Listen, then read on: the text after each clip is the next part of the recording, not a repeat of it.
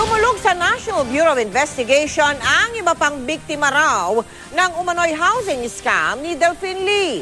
Double sale din daw ang nangyari sa binili nilang lupa sa San Mateo, Rizal, gaya ng nangyari sa Pampanga.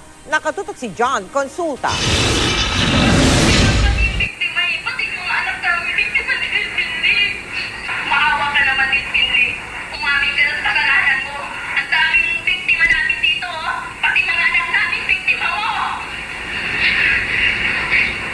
Napaiyak pa sa galit ang ilang residente ng San Mateo, Rizal nang dumulog sa NBI para magreklamo laban kay Delphine Lee, ang founder at may-ari ng Globe Asiatic. Taong 2004 daw nang hikayatin sila ng Globe Asiatic na mag-invest sa Santa Barbara 2 Villas sa San Mateo. Sa tamis daw ng pangako at ganda ng proyekto, naengganyo sila.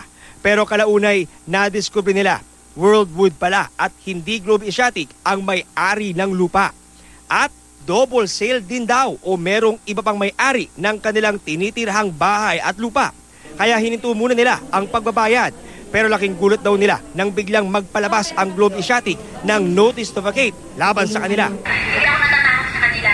Sila ang matakot sa sarili nila kasi sila ang gumawa ng gulo na to. Dahil hindi naman natin alam na may problema pala ito eh. Di ba basta may bibili ng bahay na may problema? Alam namin hindi makapasa atin. Ayon sa NBI Anti-Graft Division, isa itong uri ng syndicated estafa. Lumalabas nga yung double sale nga, yung deceit doon papasok.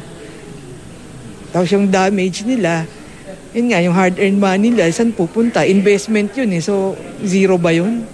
Hinihikayat ngayon ng NBI ang iba pang mga residente ng Santa Barbara 2 Villas na magtungo dito sa kanilang tanggapan para maisama ang kanilang complaint sa ikinakasang reklamo laban sa Globe Asiatic. Bukod sa Rizal, lumalabas na may proyekto rin sa Mindoro ang kumpanya ni Delphine Lee. Sabi ni Oriental Governor Alfonso Umali Jr. na imbitahan daw siya minsan ni Lee sa inauguration ng proyekto doon. Pero hindi raw totoo na kaya tumawag siya kamakailan sa PNP ay para impluwensyahan ang Task Force Tugis. Wala naman ako ginawang masama eh.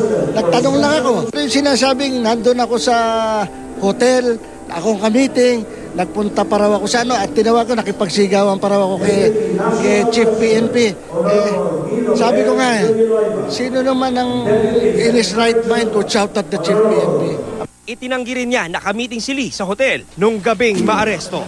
John Consulta, nakatutok, 24 oras.